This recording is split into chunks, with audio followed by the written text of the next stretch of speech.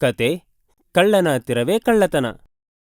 ಒಂದು ಸಲ ಒಬ್ಬ ಕಳ್ಳ ಸನ್ಯಾಸಿ ವೇಷದಲ್ಲಿ ಕಳ್ಳತನ ಮಾಡ್ತಿದ್ದ. ಅದಾದ್ಮೇಲೆ ಅವನಿಗಿಂತ ಒಂದು ದೊಡ್ಡ ಕಳ್ಳನನ್ನು ಭೇಟಿಯಾಗುವ ಸಂದರ್ಭ ಬಂತು. ಅವನ್ ಕದ್ದಿರೋ ಎಲ್ಲಾ ದುಡ್ಡನ್ನು ಕಿತ್ಕೊಂಡು ಓಡೋಗ್ತಾನೆ. ಹರಿಪುರ ಎಂಬ ಒಂದು ಗ್ರಾಮ ಇರುತ್ತೆ. ಗ್ರಾಮದಲ್ಲಿದ್ದಂತ ಎಲ್ಲಾ ವಸ್ತುಗಳು ಕಳ್ಳತನ ಆಗುತ್ತೆ. ಊರ್ ಜನ ಎಲ್ರೂ ಚಿಂತೆ ಮಾಡಕ್ ಶುರು ಮಾಡ್ತಾರೆ. ಅವ್ರಗಳ ಬಗ್ಗೆ ಅವರೆಲ್ಲರೂ ಮಾತಾಡೋದಕ್ಕೆ ಶುರು ಮಾಡ್ತಾರೆ. ಇದೇ ತರ ನಡೀತಾ ಹೋದ್ರೆ ನಾವು ಹೊಟ್ಟೆ ಹಸುವಿನಲ್ಲಿ ಸಾಯ್ಬೇಕಾಗತ್ತೆ. ಹೌದು, ನೀ ಸರಿಯಾಗಿ ಹೇಳ್ತಿದ್ಯಾ. ಮಳೆ ಬಂದಿಲ್ಲ ಅಂದ್ರೆ ನಾವು ವ್ಯವಸಾಯ ಕೂಡ ಮಾಡೋದಿಕ್ಕಾಗಲ್ಲ. ಹೌದು ಹೌದು, ನಮ್ಗೆ ಇಲ್ಲಿ ಕುಡಿಯೋದಕ್ಕೊಂದು ತೊಟ್ಟು ನೀರು ಇಲ್ಲ. ನಮ್ಗೆ ಈ ಸಲ ಕಾಯಿ ಕೂಡ ಸಿಗಲ್ಲ, ಅಕ್ಕಿ ಬೇಳೆ ಕೂಡ ಸಿಗಲ್ಲ. ಹಾಗೆ ದಾರಿಯಲ್ಲಿ ಹೋಗ್ತಿರ್ಬೇಕಾದ್ರೆ ಒಬ್ಬ ಕಳ್ಳ ಇವ್ರು ಮಾತಾಡೋದೆಲ್ಲ ಕೇಳಿಸ್ಕೊಂತಾನೆ. ಇದನ್ನ ಇಟ್ಕೊಂಡು ಊರ್ ಜನನ್ನೆಲ್ಲ ಯಾಮಾರ್ಸೋಣ ಅಂತ ಅನ್ಕೊಂತಾನೆ. ಹಾಗೆ ಒಂದಿನ ಸನ್ಯಾಸಿ ಬಟ್ಟೆ ಹಾಕೊಂಡು ಅವ್ರಗಳ ಹತ್ರ ಬಂದು ಏನ್ ಹೇಳ್ತಾನೆ ಅಂದ್ರೆ, ಏನಾಯ್ತು? ನಿಮ್ಗೇನೋ ಸಮಸ್ಯೆ ಇದೆ ಅಂತ ನನಗನ್ನಿಸ್ತಿದ್ಯಲ್ಲ. ಏನ್ ಸಮಸ್ಯೆ ಅದು ಹೇಳಿ. ಏನಂತ ಹೇಳೋದು? ಅದು ಅಲ್ಲದೆ ಈ ಕಷ್ಟದಲ್ಲಿ ನೀವು ನಮ್ಮೂರಿಗೆ ಬಂದಿದ್ದೀರಾ. ನಾವಿವಾಗ ತುಂಬಾ ದೊಡ್ಡ ಸಮಸ್ಯೆಯಲ್ಲಿದ್ದೀವಿ. ನಮ್ಮ ಹಳ್ಳಿಯಲ್ಲಿ ನೀರಿಲ್ದಿರೋ ಕಾರಣದಿಂದ ನಾವ್ಯಾರು ವ್ಯವಸಾಯ ಮಾಡಕ್ಕಾಗ್ತಿಲ್ಲ. ಆಗ ಯೋಚನೆ ಮಾಡ್ಬಿಡಕ್ಕಂದ, ನಾನು ಬಂದಿದ್ದೀನಲ್ವಾ, ಇನ್ಮೇಲೆ ನಿಮ್ಗೆ ಯಾವ ಕಷ್ಟನೂ ಇರಲ್ಲ, ಯೋಚನೆ ಕೂಡ ಮಾಡಬೇಡಿ. ಸ್ವಾಮಿ, ನಮ್ ನೀರಿನ ಕಷ್ಟ ನೀವು ಪರಿಹಾರ ಮಾಡೋದಕ್ಕಾಗತ್ತಾ? ನನ್ನ ಕೈಯಲ್ಲಿ ನಾನೇನ್ ಸಹಾಯ ಮಾಡಕ್ಕಾಗುತ್ತೋ ನೋಡ್ತೀನಿ. ಹಾಗಂತ ಹೇಳಿ ಕಳ್ಳ ಅಲ್ಲಿಂದ ಹೊರಗಡೆ ಹೋಗ್ತಾನೆ. ಒಂದು ಮರದ ಕೆಳಗಡೆ ಧ್ಯಾನ ಮಾಡ್ತಾ ಹಾಗೆ ಕೂತಿರ್ತಾನೆ. ಊರಿನ ಎಲ್ಲಾ ಜನಗಳು ಇವರು ದೊಡ್ಡ ಸ್ವಾಮೀಜಿ ಅಂತ ನಂಬಿಡ್ತಾರೆ. ಎಲ್ಲರೂ ಅವನ ಮುಂದೆ ಕೈ ಮುಗಿದು ಅವನ ಧ್ಯಾನ ಮಾಡ್ತಾ ನಿಂತಿರ್ತಾರೆ. ಸ್ವಾಮಿ, ಈ ಕಷ್ಟ ಕಾಲದಲ್ಲಿ ನೀವೇ ಏನಾದ್ರೂ ಒಂದು ದಾರಿ ತೋರಿಸ್ಬೇಕು. ಹೌದು ಹೌದು, ನೀವೇ ನಮ್ಗೊಂದು ದಾರಿ ತೋರಿಸ್ಬೇಕು. ಇದು ನಿಮ್ಮೆಲ್ಲರಿಗೂ ಒಂದು ಪರೀಕ್ಷೆ ತರ. ಕಷ್ಟನ ಯಾರು ಎದುರಿಸ್ತಾರೋ ಅವರೇ ಗೆಲ್ಲೋದಕ್ಕಾಗೋದು. ನೀವ್ ಹೇಳಿದ್ದನ್ನ ಕೇಳಿ ತುಂಬಾ ಸಂತೋಷ ಆಯ್ತು. ದಾನ ಮಾಡೋದಕ್ಕಿಂತ ಶ್ರೇಷ್ಠವಾದ ಪುಣ್ಯ ಇನ್ನೊಂದಿಲ್ಲ. ಅದಕ್ಕಾಗಿ ದಾನ ಮಾಡಿ ಪುಣ್ಯ ಪಡ್ಕೊಳ್ಳಿ. ನೀವು ಮಾಡಿರೋ ಪುಣ್ಯದಿಂದ ನಿಮ್ಗೆ ಖಂಡಿತ ಫಲ ಸಿಗುತ್ತೆ. ಅದನ್ನು ಕೇಳಿದೊಡನೆ ಊರ್ ಜನರ ಹತ್ರ ಇದ್ದಂತ ಎಲ್ಲಾ ದುಡ್ಡನ್ನು ಆ ಉಂಡಿಯಲ್ಲಿ ಹಾಕಿ ದಾನ ಮಾಡ್ತಾರೆ. ಎಲ್ಲರೂ ಬನ್ನಿ, ಮುಂದೆ ಬನ್ನಿ. ಯಾರ್ಯಾರ ಹತ್ರ ಎಷ್ಟೆಷ್ಟಿದೆಯೋ ದಾನ ಮಾಡಿ.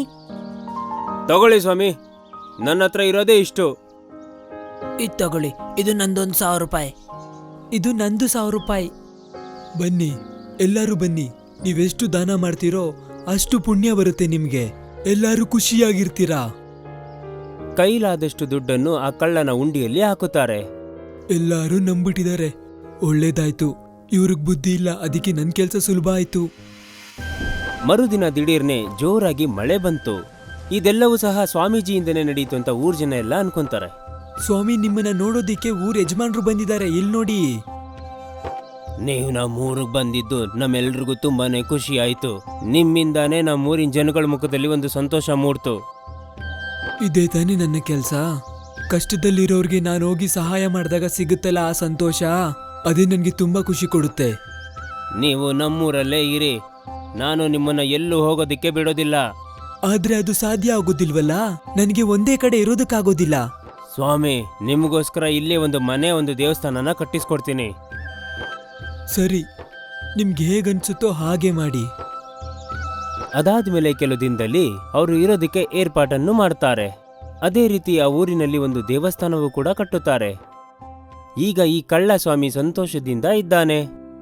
ಊರ್ ಜನ ಎಲ್ರೂ ಅವನಿಗೆ ಊಟ ತಂದ್ಕೊಡೋದಲ್ದೆ ಕಾಣಿಕೆ ಕೂಡ ಆಗ್ತಿರ್ತಾರೆ.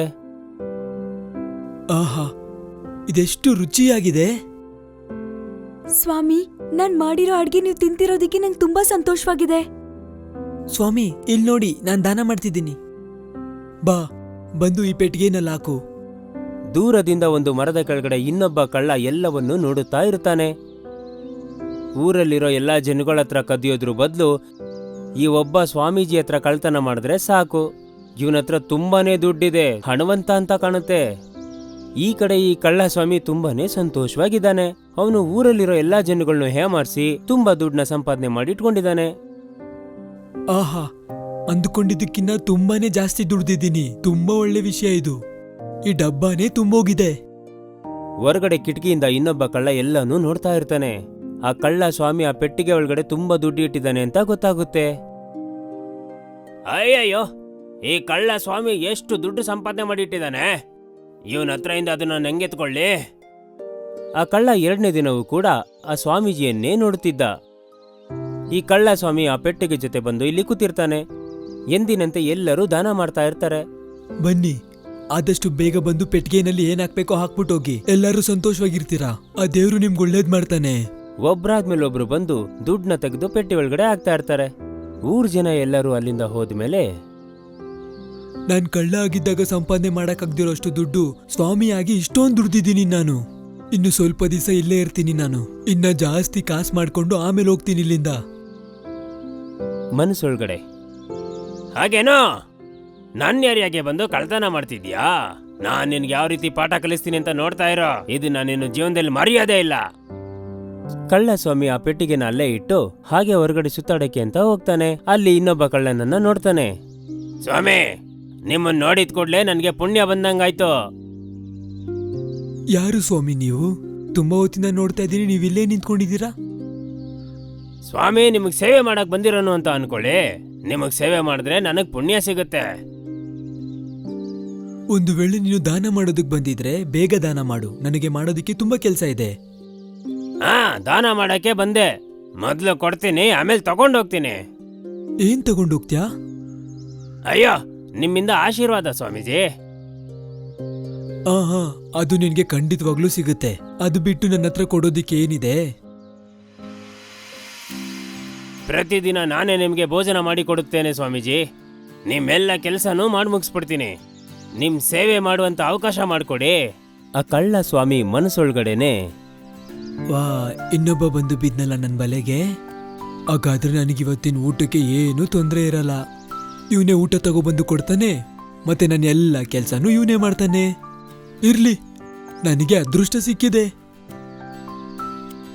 ಏನ್ ಯೋಚನೆ ಮಾಡ್ತಿದ್ದೀರಾ ಸ್ವಾಮೀಜಿ? ಇವತ್ತೇ ನಿನ್ ಕೆಲ್ಸ ಶುರು ಮಾಡು. ನಿನ್ ಕೈಯಲ್ಲಿ ಏನೆಲ್ಲ ಸಿದ್ಧ ಮಾಡಕ್ಕಾಗುತ್ತೋ ಅದೆಲ್ಲ ಸಿದ್ಧ ಮಾಡು. ತುಂಬಾ ರುಚಿಯಾದ ಊಟ ಇರ್ಬೇಕು. ಹಾ, ಖಂಡಿತ ಮಾಡಿ ಮುಗಿಸ್ತೀನಿ. ಇದಕ್ ಮುಂಚೆ ನೀವ್ ಯಾವತ್ತೂ ತಿಂದಿರಬಾರ್ದು ಅಂತ ಅಡಿಗೆ ಮಾಡ್ಕೊಡ್ತೀನಿ. ನೀವು ಹಾಗೆ ನೋಡ್ತಾ ಇರಿ. ಸ್ವಲ್ಪ ಸಮಯದ ನಂತರ, ಏನಪ್ಪಾ, ಅಡ್ಗೆ ಆಯ್ತಾ ಇಲ್ವಾ? ತುಂಬಾ ಹೊಟ್ಟೆ ಹಸಿತಾ ಇದೆ. ಆಹಾ, ಮುಗೀತು. ನೀವು ಕುತ್ಕೊಂಡಿರಿ, ನಾನು ಈಗ್ಲೇ ಎತ್ಕೊಂಡ್ಬರ್ತೀನಿ. ಕಳ್ಳ ಸ್ವಾಮಿಗೋಸ್ಕರ ತಟ್ಟೆಯಲ್ಲಿ ಊಟ ಹಾಕೊಂಡ್ಬರ್ತಾನೆ. ಹಾಗೆ ನಿದ್ದೆ ಬರುವಂತ ಔಷಧಿ ಕೂಡ ಹಾಕ್ತಾನೆ. ಆಹಾ, ಇದು ಸಾಕು ಅನ್ಸುತ್ತೆ. ಹೆಂಗೂನು ಇವ್ರು ಇದನ್ನ ತಿಂದು ಮಲ್ಕೊಂಡ್ಬಿಡ್ತಾರೆ. ಇನ್ನು ನಾಳೆ ಬೆಳಗ್ಗೆನೆ ಅವರು ಕಣ್ಬಿಟ್ಟು ನೋಡೋದು. ಏನಾಯ್ತು ಕಂದ? ತಟ್ಟೆಯಲ್ಲಿ ತುಂಬಾ ವೆರೈಟಿ ಆದ ಊಟ ಇಟ್ಟಿದ್ಯಲ್ಲ, ತುಂಬಾ ಚೆನ್ನಾಗಿದೆ. ಇದನ್ನ ತಿನ್ನೋಕೆ ನಾನು ಪುಣ್ಯ ಮಾಡಿರ್ಬೇಕು.